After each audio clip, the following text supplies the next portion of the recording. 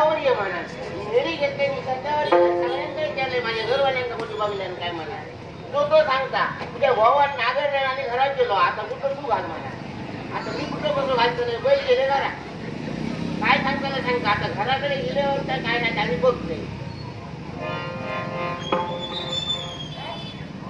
आता हे गणपती कसं येऊन बसला काय वाटत आहे तुमका मागा सांगा घरी घेऊन ये म्हणा होते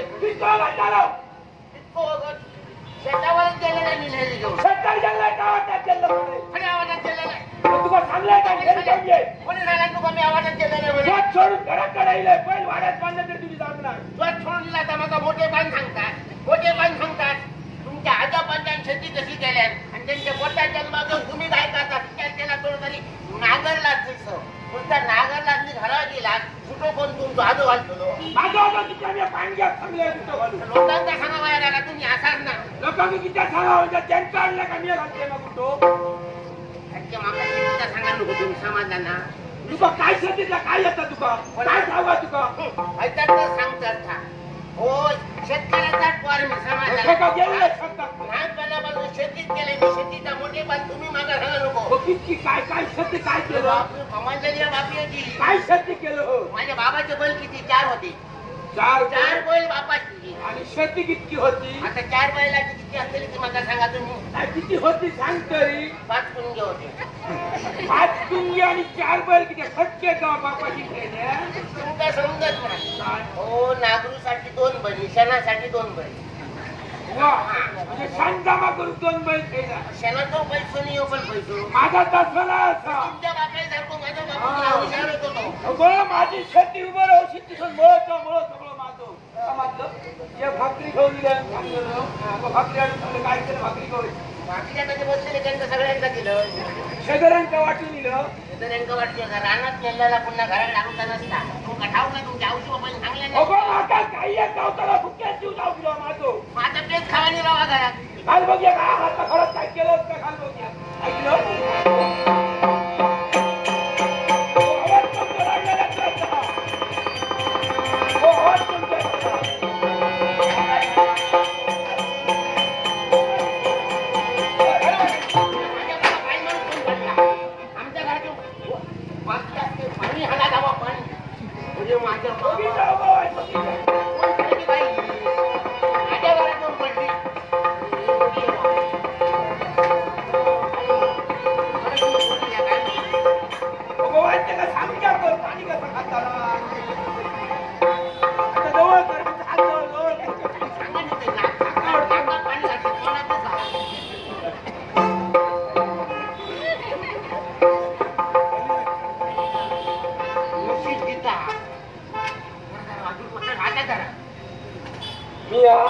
म्हणजे काय होता पडलेला होता पाणी वाचला मला बापी मदत करू द्या हातात धरलंय गती आपण हातपाय हात पडतो बाकी काय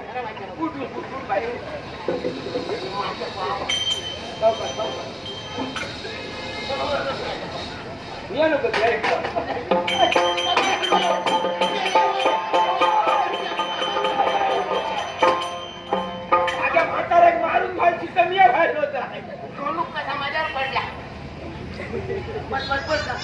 खाली बसा काय वाटतं मला सांग काय वाटतं बरं नाही आता साधारण बरं वाटतं होय ना हो माझ्या पावले बरं नाही काय तुझं बरं वाटलं त्याला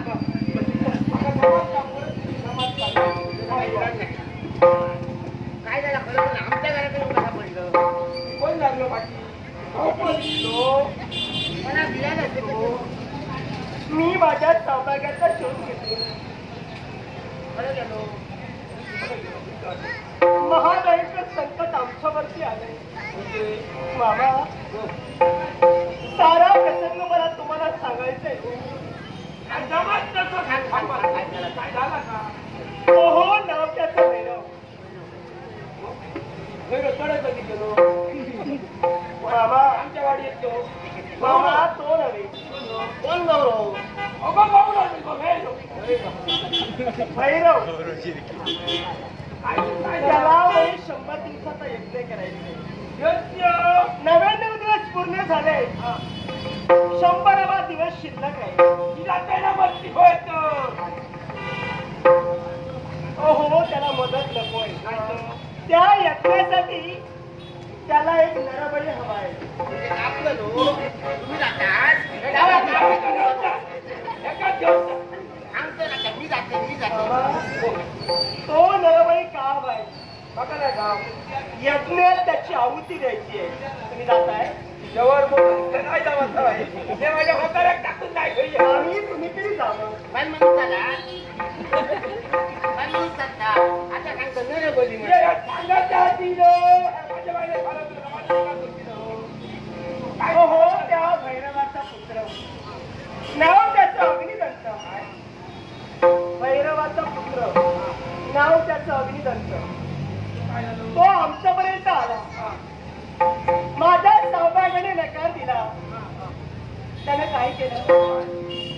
माझ्या सौभाग्याच्या देहाला चावा घेतला त्यानं.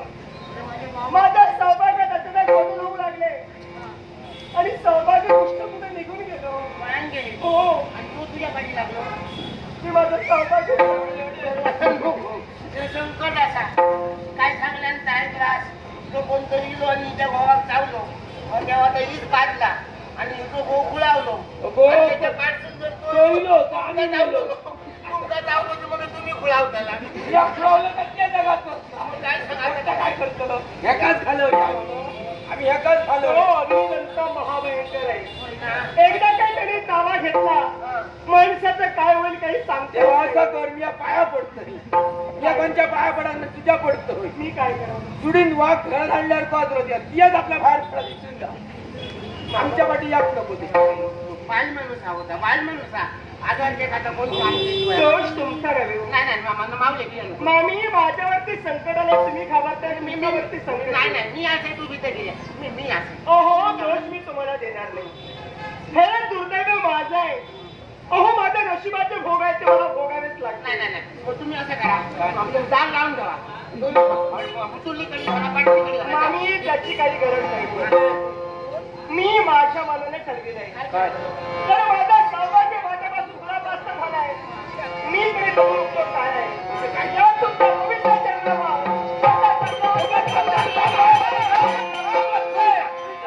काय केलं ऐकतो कशासाठी? माझं सौभाग्य माझ्यापासून दुरापास्त झालंय. आणि सौभाग्य नसेल तर सांगा, मी का जगावं, कुणासाठी जगावं? ज्या सौभाग्यासाठी तू आत्मघात करते, आत्मघात केलेलं तुझं सौभाग्य तुला मिळणार आहे का? त्याचं रक्षण होणार आहे का? मुळीच नाही. मी सांगतो तसं. अगं आत्मघात हा पर्याय नव्हे. जर का तुझं सौभाग्य तुला हवं असेल, त्या सौभाग्याची तुला प्राप्ती होईल. पण जो मार्ग मी तुला सांगतो त्या मार्गाने तुला जावं लागेल. वाईट राहा मी काय सांगते काय तुम्ही मार्ग छान गेलाय का त्या जगाला बरा केला पण कधी गमनाच नाही दिसणार योगा योगाने जो पाय पडन खरा सुखी राहा. तुमचा संसार सुखाचा हो. कसं वाचव गावात सांगा मार्ग आहे. माझ्या सौभाग्यासाठी वाटेल ते दिव्य मी करेन. वाटेचे काय करावं लागेल फक्त सांगा. वाटेचे दिवस असतील. हो. मग एकच दिव्य तुला करावं. काय करावं? लक्ष्मी मातेची भक्ती. मातेची भक्ती. त्या मातेची भक्ती मी नित्यशा करतोच.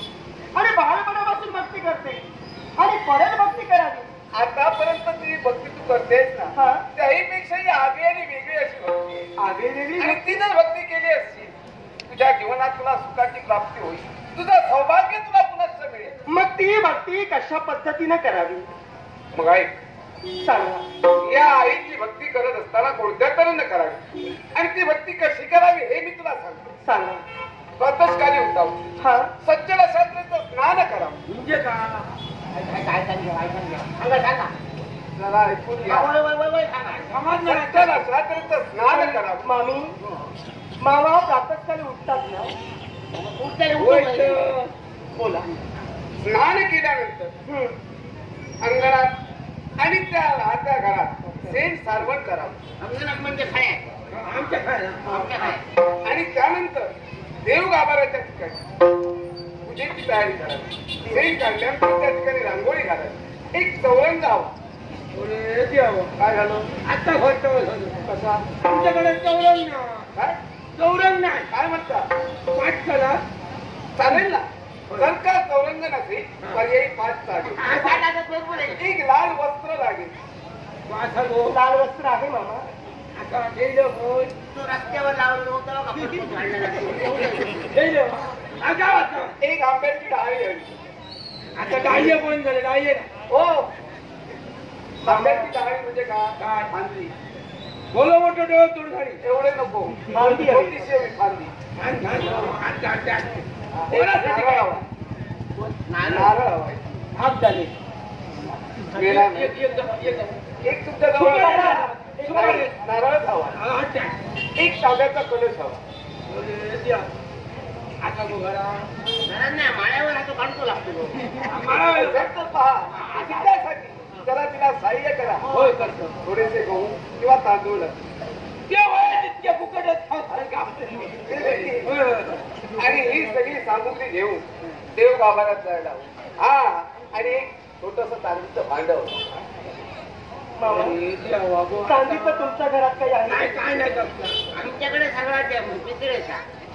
ठीक आहे ते जर नसेल जे तुमच्या जवळ असेल ते वापरा त्याच्यात एक कवडी हवी म्हणजे का हे तुम्हाला समजत नाही बरं एका जवळ दागिना असेल ना तोही चालेल